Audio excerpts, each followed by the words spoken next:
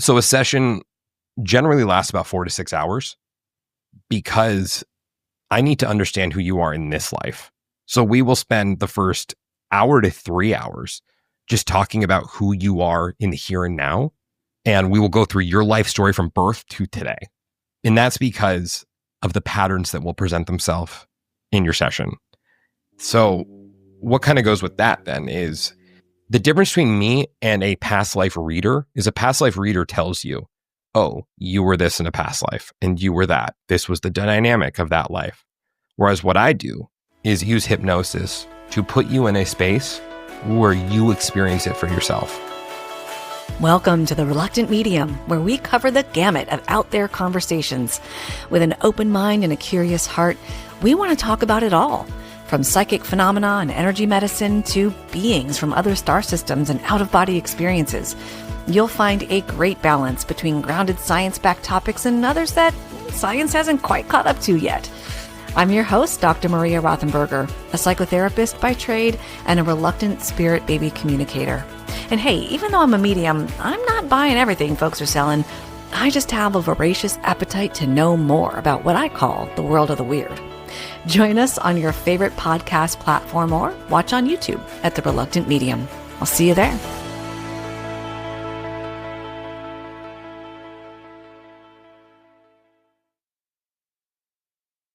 Hey everyone, welcome to the Reluctant Medium podcast. I'm Dr. Maria Rothenburger, your host for the podcast. We're going to have a really cool conversation today. I have Daniel, the Past Life Regressionist, here today talking about, surprise, past life regression. Welcome, Daniel. Thank you for having me, Dr. Maria. Heck yeah. We know each other from the New Reality TV network, which people can go see both of our shows, newrealitytv.com. And you're doing what on your show? Past life regression. Past life regressions, I know. The last name kind of gives it away. Right. It's pretty shocking. I'm surprised that you're doing past life regression stuff. It is so fascinating. I watched a couple of your episodes and it's really cool. I have a lot of questions actually about it. So first though, I would love to invite you to say, we know your name, but really who are you and what do you do? Do you do anything other than past life regression? And how did you come to do this kind of stuff? So I'm Daniel, the Past Life Regressionist. So as the name suggests, I'm a past life regressionist. And I mean, yes, my trade and profession is past life regression, although I'm a musician, I'm a writer. I'm just a guy who's trying to figure it all out. I'm just on this journey. And the more I learn, the more I realize I don't really know anything. Or I guess the less that I feel that I know with everything that I learned. So I'm doing the best I can and figuring it out. And as for like, how did I find myself in this work? If we go back, I guess we can kind of go back to the beginning just a little bit. I was always the kid who thought that there was more to the world than what met the eye. But, I had a system telling me that no. I am a firm believer in science to this day. But when I was younger, if science could improve something, then it's like, oh, well, can't give it much stock. So I would think about things like past lives, but not really go into it. And then in my early 20s, I came down with an autoimmune disorder, sidelined me a lot through my 20s. And my firm belief in science and Western medicine made me say, this is the only way. This is the way that I will be healed, is by going down this path. And after about 6 years or so, I hit this point where I said, I think I need to explore alternative treatment. I can't even say the word. Like, that's where I was. And I tried a couple alternative treatments, and past life regression just happened to fall into my lap. It was something I learned about in a writing class, ironically. And I was just fascinated by the idea. And I thought about it for a while. Excuse me. And then I had my first session, and it absolutely changed my life. And I do not like to use the word absolute, but I will say it. It absolutely changed my life.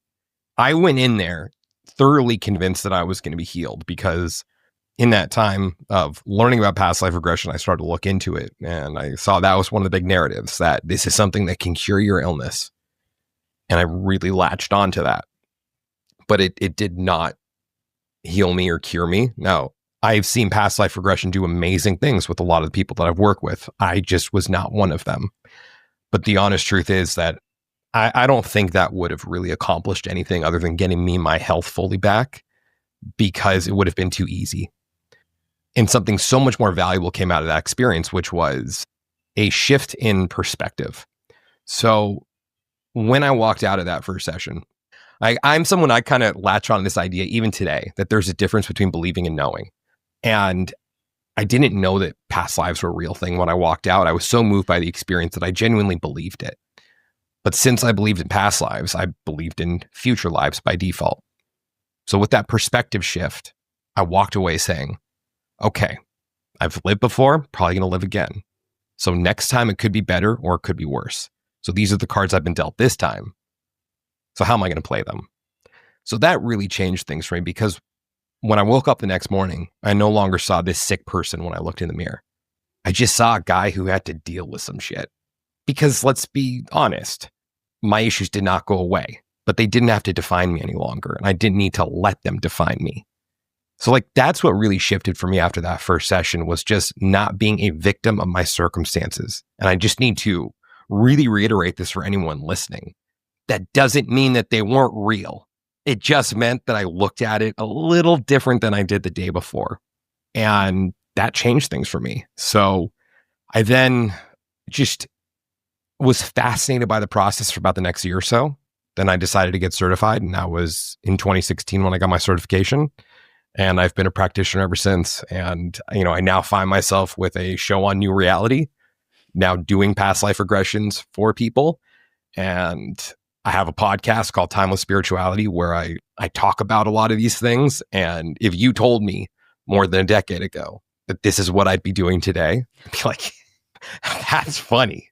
That's funny. But here I am. So that's like the abridged version of how I got here and what I do with it. Yeah. So I'm curious about because you said you didn't grow up in an environment that would support this kind of thing. Did you have some kind of like religious belief, or just people weren't open, or, like just closed to anything like this, any kind of spirituality, or how was that? Well, look, it's not that I grew up in an environment that wasn't fully open to it, because even to this day, both of my parents are very supportive of what I do. Oh, cool. They're my biggest cheerleaders with it. So I'm very grateful and fortunate to have that, because I know that's not the case for a lot of people. I mean, what I meant more was, it was more the system around me that, we didn't learn about past lives in school. And my religious affiliation is Jewish. I grew up Jewish. I was bar mitzvahed. I would consider myself to be more of a secular Jew. But in the 1 year of Hebrew school that I went to, I was also that kid who was not very popular with the Hebrew school teachers, because I said, why? Yeah, they don't like that. So, yep. But my relationship with religion has been very interesting. So I got bar mitzvahed because, if I'm being honest, it was the cool thing to do. I grew up in suburban Los Angeles, and around that age, that time of bar mitzvahs, everyone starts talking about them. So my year of Hebrew school was when I was 8, didn't go back when I was 9, for obvious reasons. So a little later on, when I was asked by my parents, like, do you want to have a bar mitzvah? And I said, yeah. So I went through a different process instead of Hebrew school. Like a couple kids in the neighborhood, we had a private tutor. So it was like we were working in a different environment to kind of get it all down in 2 years. And it, like I said, it was the cool thing to do, to have that bar mitzvah, to have that party. But, after my bar mitzvah, I forgot Hebrew like the next day. And my relationship with Judaism was, it's been up and down, because in the next couple of years, I didn't really indulge in religion at all. And in my early 20s, I felt very lost. And this was, a little bit before I had my autoimmune issues. And I explored a little bit more with religion at that point, and I went on a trip to Israel. Amazing trip. Just may not have gone with the right organization, but there are so many beautiful things about that country. And, this was just the experience that I had. So I just want to say that. So I went in there really vulnerable because of the state that I was in and wanting to find something to fulfill me. And throughout the course of the trip, I'm just kind of teetering just with a lot of the things that I was hearing. And towards the end, we had a lecture that was about these things called the Bible codes or the Torah codes. You ever heard of these before? I've heard of the Torah, but not the Torah codes.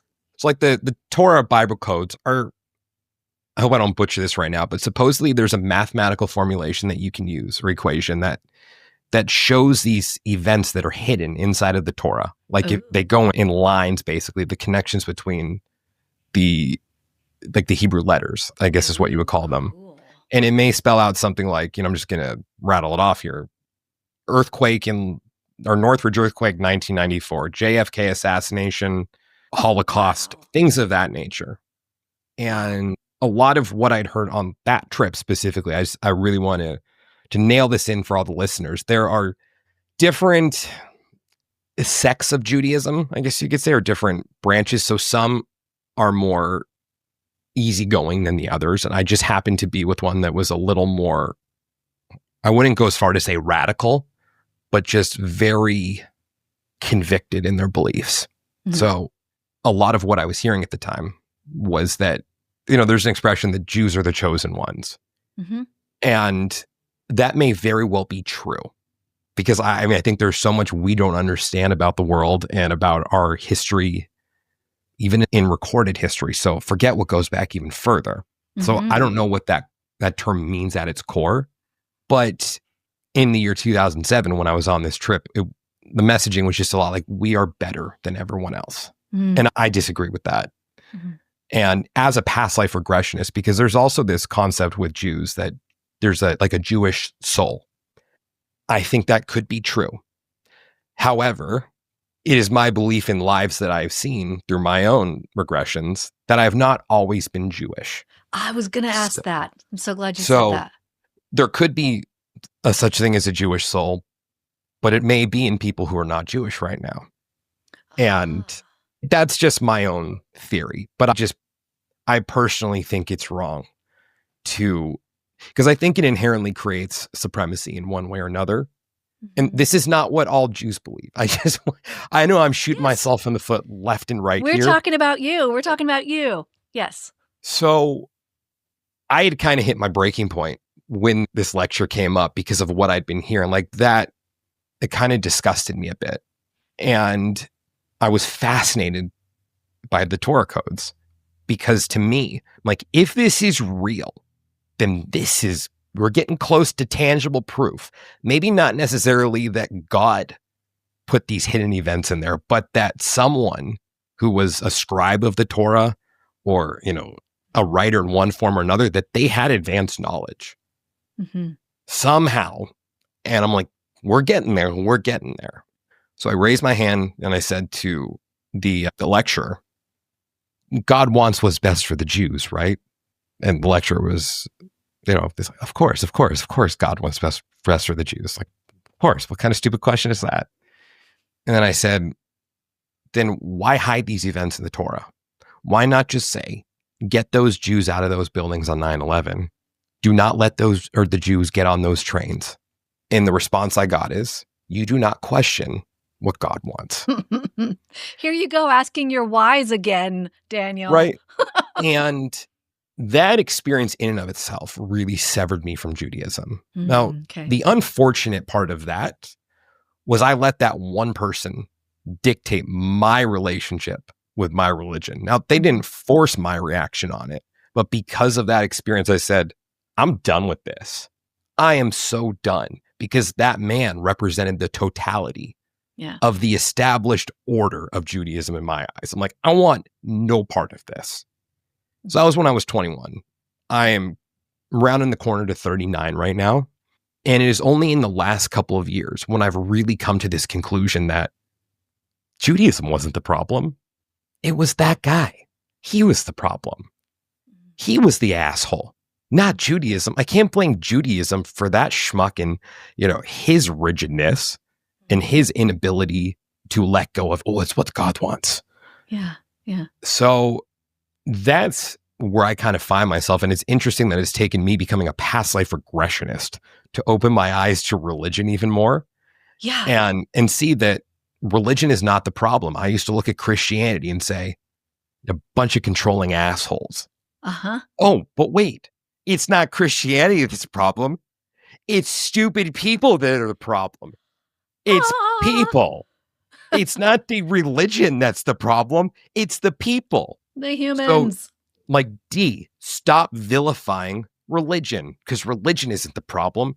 It's people that are the problem. Yeah. So that is my very, very long-winded way of saying, I feel like I am on this journey to reconnect with my faith in God.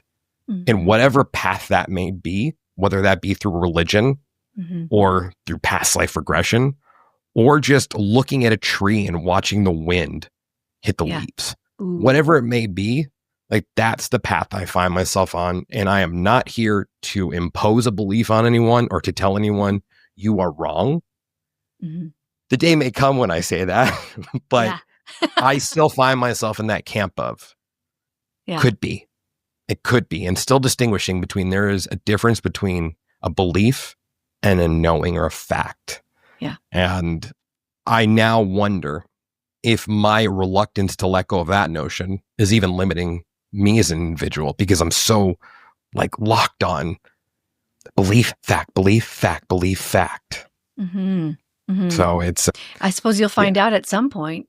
Well, yeah, when I look back in after I die and it's, oh, wait, nothing. Or, oh, there is something there. Or I don't exist. Wait. Sorry, did I answer the question? You sure did. I'm also wondering, and of course it brings up all these other questions that I have. I'm curious about, so I have two questions. One, how do you integrate your relationship with God into your work with past life regression? And the other thing is, do people need to have a belief, or do they need to have a belief that past lives or future lives are real in order to work with you or to have an effect? Or, I mean, we could probably go down the rabbit hole with both those questions, but initial thoughts? I'll answer the second question first. The answer is no. You don't have to have a belief in past lives. You just need to be open to the experience. And those are some of the most fun sessions for me, when someone doesn't come in with strong convictions one way or the other, when they and they just allow the process to happen. And then when they come back and it's like, whoa. Oh, shit. Yeah. I know. Was I know that real?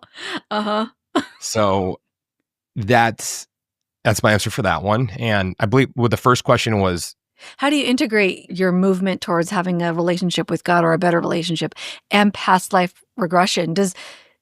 I'm curious about different religions, not just Judaism and Christianity and whatever, but I'm curious about beliefs about, reincarnation and things like that. And how do people who don't generally subscribe to that, how do they integrate past life regression then, or future life progression with their belief system then? How does that work?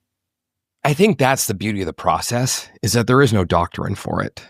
So my takeaway from my first session could have been, this is all a bunch of bullshit. I was told that I was going to be healed. Not the practitioner did not tell that or tell me I was going to be healed, but that was just a lot of what I was reading. I could have said that was bullshit. But I walked away with whatever takeaway I wanted to walk away with. I guess there really isn't an incorporation of God per se, other than if someone wants to allow it to strengthen their relationship with God, if it brings them closer or further away. I think that's completely up to the individual. For me personally, I think it has strengthened my relationship, or just my belief in God, because there's like this vastness that comes into the fold once you go through the experience, where you just see that there is so much more here. And even if it's not real, if what you experienced during regression is not real, and it's just your subconscious projecting an image or a story to make something more tangible for you, that's fine. An example I use is, you can have a regression. Let's just say I were to do a regression with you. And have you ever been to South Dakota before? No. All right. So let's say that you went back to the 1920s in, let's just say Bismarck, North Dakota. And you knew that because we spent the time looking for evidence of where you were in the time period, which I don't generally do because I don't think it helps at all. But let's just say right now, that's what we did. So you saw, a newspaper article. It said March 14th, 1923. And then when I had you go to your house, you said, oh, I'm on 1234 Bismarck Lane. And you took in the details of that house. Let's say it was a brick house that would still be standing today. But you took in every little detail. Then you went and did the research later on, and you found that same house today in 2025 when we're recording this. And you're like, that's the house I saw. I've never been to Bismarck before. I didn't even know Bismarck existed. I thought it was just a pancake mix. And that means that this is real. That means that I lived in that house because that's the one I saw and I've never seen it before. So how could I know this? How could I know these little details? Yeah, sure, there's a tree that's missing. And yeah, the bricks are a little more aged, but everything else is right. So that's the proof. I personally don't believe that that's the proof because maybe we're being a little closed-minded here. I'm inclined to believe that it was your life, but to me, that's just proof that there's something else. That there's something you're plugged into that is allowing you to see this. And could you call it a coincidence? Yes, I don't believe it would be to that extent. But that could just be proof that you were plugged into something bigger and drawing from something else. And that image took you to 100 years in our past to draw that information out of now, because what was most important for you to see from that life was the shitty relationship that person had with their family. Okay. And the parallel that it runs to your life now. So it's more of a tangible understanding that you get in that respect to see something on display from a third person point of view. Okay. And when it comes down to it, I don't care. I know that makes me a bad past life regressionist or bad for the industry to say that, but to me, it's about what you take away from it. Yeah, and I that don't if know it that helps makes you you bad. Yeah. That's lovely. I know that there are other past life regressionists who would listen to this and be just tearing their hair out. Like, how dare you say that? It's like, well, does it matter? Do we really need to cling on to our system so much that we're like, this is the way that it is? Absolutely. We know every part of this. We know that if you see that, that is your proof, because how else could you know that? No, yeah. I think it's just proof that there's something else we don't quite understand. Well, because people have asked me, how do I know if this is real? And I'll say, it doesn't matter. How does it affect your life? How does it affect your current life? So I'm with you. I'm with you there. On the other hand, let me just say, the only reason why I have a belief that we reincarnate is because of an experience like that. I'm very sciencey, no, 1 + 1 = 2. But I had a 1 + 1 = giraffe freaking moment, and I could not explain that away. And it's the only reason why I know that. I feel like it's a knowing, honestly, even though in your definition it might be a belief. But that past life was real. And literally what you just said is exactly what happened. I saw this building. I knew at that point, I'm like, holy fuck, that there is no way that I could know. This was in the 1300s. How could I know? It's crazy.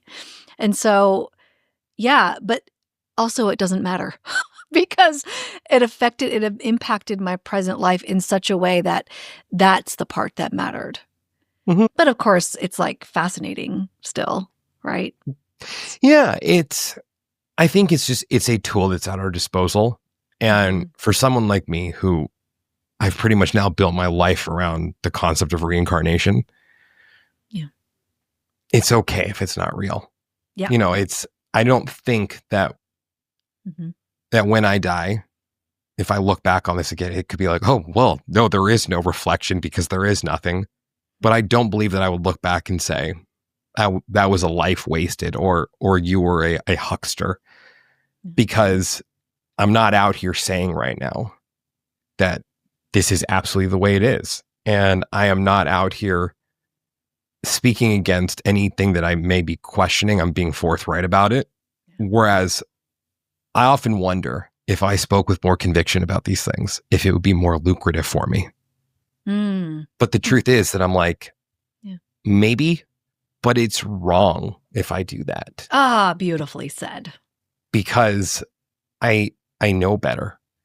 And it shouldn't be about that. It should be about what I believe to be the totality of all existence, and that I should just be the best person that I could be and do what I think is the right thing to do. Now, of course, I have my moments of vanity. Hell, I had that bar mitzvah, like I said earlier. But you were 9. No, I was 13 at the time. But okay. Still makes it a little bit better. Yeah. Maybe not. But I'm human. I'm always going to falter. I'm always going to trip along the way. But I cannot in good conscience say that, well, I didn't have to know better. It was okay. It's like, no, if I know better, I need to rise above the fold. So yeah. If I can just help people reconnect with themselves and live a more fulfilling life, I'm okay with that. Well, geez, I feel like that's the most important thing. Well done. Yes. That is the lucrative part. That is the most lucrative part. What's the most spiritually lucrative part? Yeah, it doesn't look like money in the bank account always, but yeah, I feel like there's much more meaning with that, I think. So, like, do you mind if I actually just say one more thing on that? Of course not. So, like, even with regards to my show on New Reality, I do a show where I do past lives for people. And when I started to put the feelers out to bring people on, I had someone reach out to me and say, you need to have this person on. It is going to be the most multidimensional, show that you're going to have. They're going to have these alien lives and everything. And I chose not to bring that person on because that would have been the most lucrative choice for me to make. And this also, if we can even take a step further, this goes back to a lot of the past life lessons that I believe that I'm here to learn, which is to act responsibly. If you have a position of authority, to use it in the most responsible way you possibly can. As someone who's a past life regressionist, it doesn't mean that I know more about reincarnation than someone who isn't a past life regressionist. But naturally, people will view me as more of an authority because it's like, well, you do this. Yeah, well, I don't have proof. So, but that comes with responsibility. And to me, one of the things that's getting lost in the industry right now is the vanity of it, because it is becoming much more popular. It is really? Oh yeah. It is catching on. And it's about those like sexy lives. So like, when were you an alien? Or when were you in Atlantis or Lemuria or these lost civilizations or, Cleopatra. These types of things. Right. And while I think that's fascinating, I chose not to bring that person on because at the end of the day, I'm like, how is this really going to help a viewer live a more fulfilling life? Will this bring in more business? Yeah, because most people are going to want to see, at least watching. Oh, I want to see when I had a life in the ancient civilization of Atlantis. Like, that would be so cool. Not like, hey, you're going to cry your fucking eyes out right now and have this deeply emotional experience. You're going to have snot all over your face. Yep. I suggest not wearing your eyeshadow because it's going to be all over you. Mascara will be all over, right. Yep. It's not as sexy. And, so there's one episode where I haven't aired it yet, but, if anyone watches it, it was like a very because sometimes you see more than one life in a session. And very meaningful first life, and then it shifted to one of those like ET lives.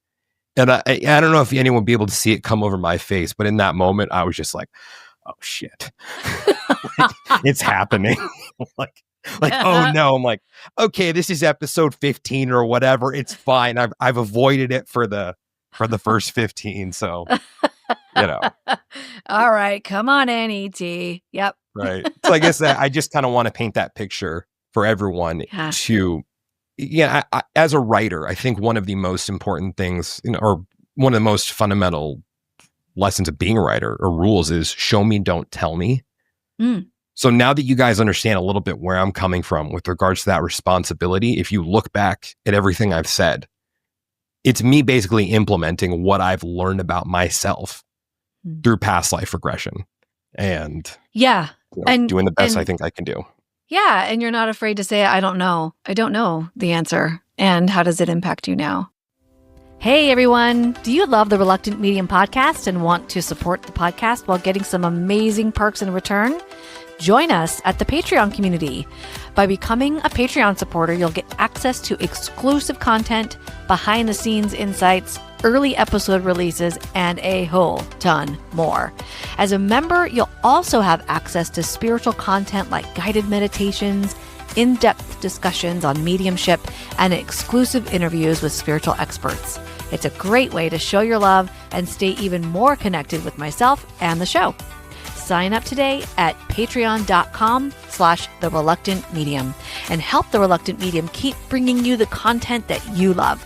I wholeheartedly appreciate each and every one of you. Thanks for listening, and I hope to see you on Patreon soon. What can people expect in a past life regression session with you? You and I were both trained, but by different people. You were trained by like the Dolores Cannon camp, QHT, quantum healing, and all that, right? Mm-hmm. And I was trained by Dr. Brian Weiss. And I don't know a lot about Dolores Cannon. I just know that she's wildly popular. And lots of folks have done work with her trainings, her strategies. I'm curious what people can expect from a session specifically with you trained by Dolores Cannon and doing. And is it, another question, is quantum healing always in tandem with past life regression with you, or is that a separate thing, or how does that work? So I'm trained in two different modalities. One is QHHT, which is quantum healing hypnosis technique, and the other is BQH, which is beyond quantum healing. So I utilize both in my practice. It just depends on the location of the session. Okay. And the technical term for, Dolores Cannon's version of past life regression is quantum healing hypnosis technique, which, also goes by past life regression. So it does work in tandem in that respect. And it's that healing at that deep quantum level, that level that you can't necessarily see. With regards to what someone can expect out of a session, I can't tell you. All I can tell you is what the process looks like. Cool. So a session generally lasts about 4 to 6 hours because I need to understand who you are in this life. So we will spend the first hour to 3 hours just talking about who you are in the here and now. And we will go through your life story from birth to today. And that's because of the patterns that will present themselves in your session. And I need to know what's important, because if I don't know what the patterns are in this life, then it's going to be completely lost on me when you are having the experience while you're participating in the regression. So what kind of goes with that then is the difference between me and a past life reader is a past life reader tells you, oh, you were this in a past life and you were that. This was the dynamic of that life. Whereas what I do is use hypnosis to put you in a space where you experience it for yourself. And in turn, you are communicating with me the entire time. And you're saying, this is what I'm seeing. This is what I'm feeling. This is what's happening. And based off of what you say, I will then say, okay, well, let's explore this a little bit more. And that's because of everything you've told me about your life in the here and now and the patterns that are playing themselves out. And the actual experience itself feels different for a lot of people. For me personally, I see an image kind of being shown to me. Sometimes it moves in slow motion, but there's almost that sense of knowing what's going along with it. And this is what's happening. This is what I'm feeling. So it's like, even if you were injured in one way or another, it's like you are aware that you're being injured, but you just don't feel it. You're like, oh, I just got stabbed. You're aware that it is. You're aware of the pain that that version of you was feeling. But you as Dr. Maria would not be like, oh, I'm gushing blood right now. Or, oh, it's just, you're aware of it. You're not re-experiencing any trauma. Exactly. Okay. At least I haven't experienced that with anyone in a session. That's not to say that that potential is not there. I just have yet to discover it. I haven't either. Yeah. Mhm.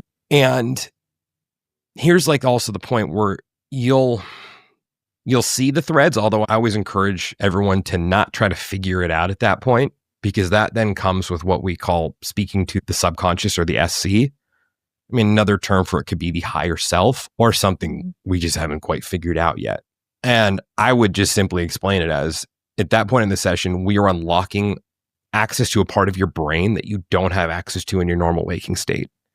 So ahead of time, I will send everyone a questionnaire, which is basically questions that you want to have answered about your life. Anything and everything. Why is your favorite color blue? Why do you have these dreams of being in the Wild West? Why did your third grade teacher treat you like shit? Mhm. I mean, anything and everything. Why am I afraid of whales? Exactly. Why you're afraid of whales. And I'd be like, well, maybe you were the subject for Moby Dick.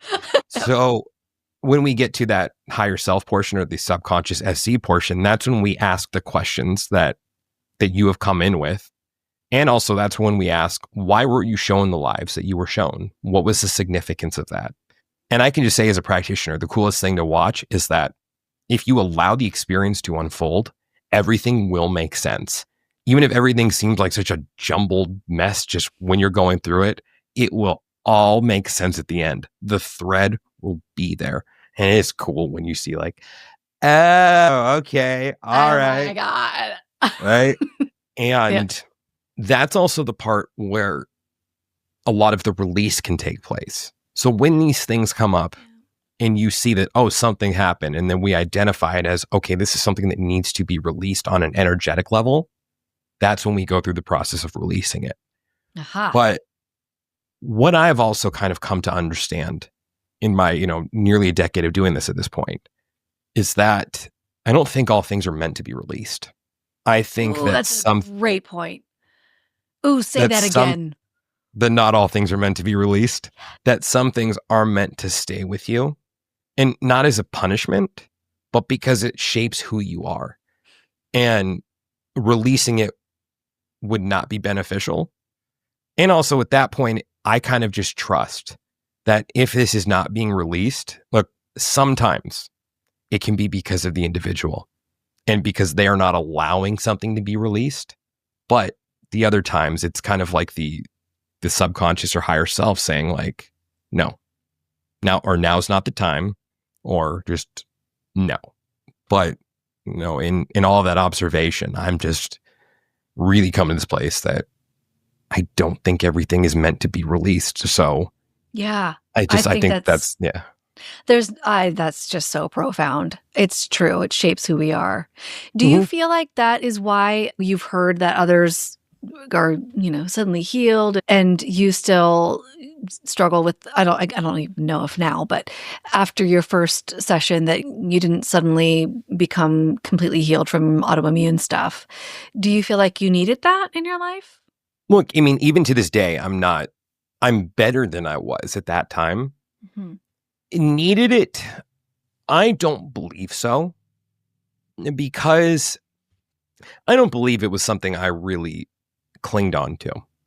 I saw how I would, like I said, I would look at myself in the mirror and see myself as such. Mm-hmm. But I don't think it was something I ever said, how will I live without this? What will I do when this is no longer here? And the honest truth is, if I'm being honest, I think that I may have had biological predispositions to something, and that it was brought on by an emotional state. Good old epigenetics. And it's not something I've fully dealt with yet. Whatever it is that may still be keeping me in that space a bit, something that I may have a reluctance to look at or accept, or maybe I could just be playing the biggest con on myself. And this was all a byproduct of my need to avoid something. So it's like, oh, well, let's just, let's stick a handicap on me. Again, it's not a handicap I have, but it's like, oh no, you'll need to identify with this. That's the only way that you'll feel fulfilled. And that's the only way you'll take yourself seriously. And that'll be your excuse for not going out there in the world and doing things. Excuse. Do you feel like it's shaped you? I mean, how could I not feel that it shaped me in one way or another? But it led you to past life regression. It did. And I can't say that I never would have found it had it not been for that. But what I can say with certainty is I never would have found it when I did if it weren't for that. Because even though it kind of fell into my lap, it happened to be, like I said, in a writing class. It was a memoir writing class, even though I didn't like talking about myself at the time. But I felt the draw to that class when I saw it in the catalog. I didn't understand it. And I never wrote about myself in that class. I just wrote a bunch of fiction. And even for the first assignment, it was a married couple who were the instructors. And they said, "Oh my God, that happened to you?" I said, "No." That's awesome. And I mean, they were great. They just encouraged me to well, here, you may enjoy this story. So the way that it came up was 1 week for the assignment. I just brought my guitar in. They said the whole class was about writing your own memoir. So 1 week I write this scene that was just, completely a fabrication. Again, I owned up to it though. And I just kept doing that 1 week. I'm like, I'm going to bring my guitar in and I'm going to play a song that I wrote. And the song was called Will a Kiss Remind You? And the concept of the song was about finding a lost love in another life. Oh, and so, whoa. Right. And the instructors, they said to me after I finished, they said, "Have you ever heard of past life regression before?" I was like, "No, what's that?" And they shared their experience from a Brian Weiss seminar that they were at about, an experience that they had. And, I mean, it was a great story. And it was this love story of, I think it took place during World War I, if I remember correctly. And I believe he saw himself as a soldier and she had seen herself as the wife of a soldier who went off to war. Wow. But their experiences overlapped and he ended up dying. But they didn't say anything to each other. Like once it was done, they're like, we'll talk about it when we get back in the car. And the skeptic that I was, I couldn't ignore their experience because I'd gotten to know them over the quarter at that point. They were reasonable people. Very reasonable. And I'm like, these are not the type of people that would fabricate this. And they have no reason. Like, we're in a course about memoir writing. Yeah. And they just happen to bring this up right now. Like, they're not going to win, brownie points with everyone doing this. Like, there's no clout. So I took their experience to heart and like, okay. But why, I also bring that up is because right before that, I went and got my genealogy done because in my mind, as inflated as it was back then, like I'm still working on it. But back then I'm like, oh yeah, I can figure out something that the scientists haven't figured out now or the researchers. I'm going to find something in the genetic lineage of migration patterns as being the cause of my autoimmune issues. That's the shit that I told myself. And then I got my results back. It's like, oh, you're 97% Eastern European Jew. It's like, that should fall. So it was like, I hit that brick wall and I'm like, well, the genealogy route was a bust. And then they bring this up. I kid you not. This is all within the span of a couple of days. It's like, I was defeated. And then they brought that up. And it's like, okay, I'm going to lean into this now. Because I'm like, something about this feels right. Because I felt like I had set out on this quest and even set an intention without knowing it. Like, I need to go back to my roots to understand this. That was just far beyond the scope of what I was thinking at the time. Like, I don't think past lives. I was just thinking, the genetic line. Yes. So that's why I say I wouldn't have found it then. I would have. I think at some point I would have come across it, but all I can say with certainty is that this was the path that I did take, and it did happen because I was trying to get to the root of that, and. But then as I'm saying it out loud, I'm like, oh, I did write that song about 4 years before that. So I don't know. Yeah, you may have had an inkling before that. I like how you said it felt right, which is Mhm. not the sciencey mind. That's the intuitive mind, right? And it's like you're pulling in both, right? I I, oh well, just yeah. Last thing on that. That was also a weird time for me because my stepmom had just passed away a few months before, and what really ultimately brought me around to all of this was a book that I read back in the summer of 2014. And when my stepmom was in the hospital, her sister talked about a book called Heaven is for Real. Mhm. And I remember just like rolling my eyes in my head when she was talking about it. Was about a kid who had a past life, I'm sorry, a near death experience. Yeah. And, seeing God, I'm like, yeah, okay, whatever. But a few months later, I found myself at this place where I'm like, I want to believe that my stepmom is in a better place. So I'm going to go check out that book. And I went on Amazon to buy it and I read the description. I'm like, I can't. I can't. Because there were other things in there that were a little more religious. And I just A lot couldn't more wrap my, religious. Yeah. yeah, it's being nice about it. Yeah, it was a lot. And I wanted to, but I couldn't. But right beneath it was one of those suggested reads for whatever or other books that we'd suggest for you. And there was a book called Proof of Heaven. And I'm like, oh, let me look at that. And I saw it was written by someone who was a neurosurgeon.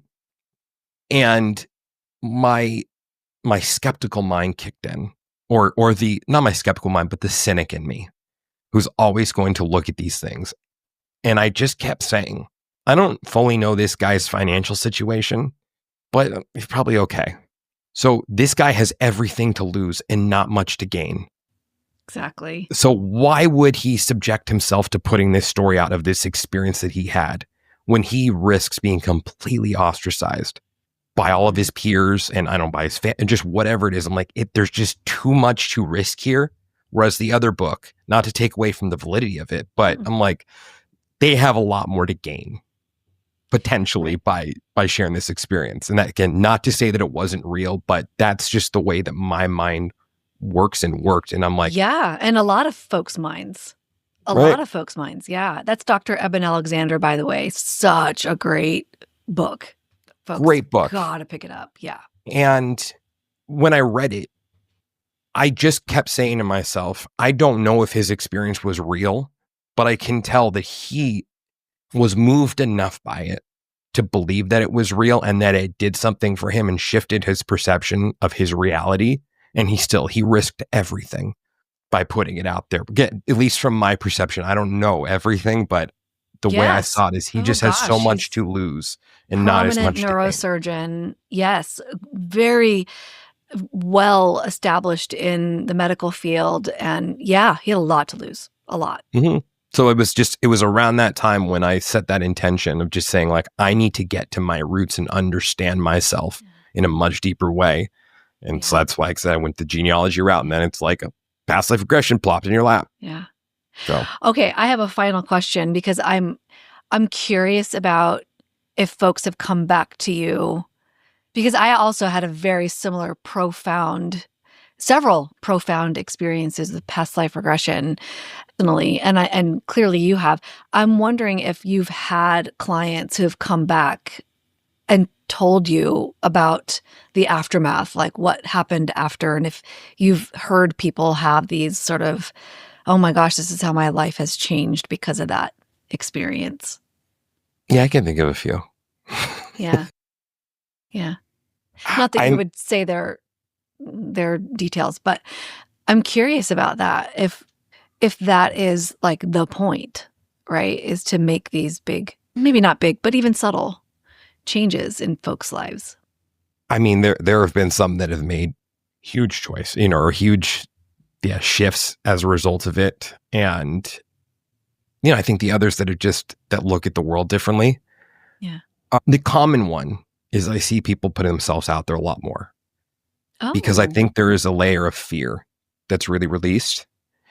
And it's like seeing a part of yourself that you felt but didn't really know that it was there, but then it becomes more tangible.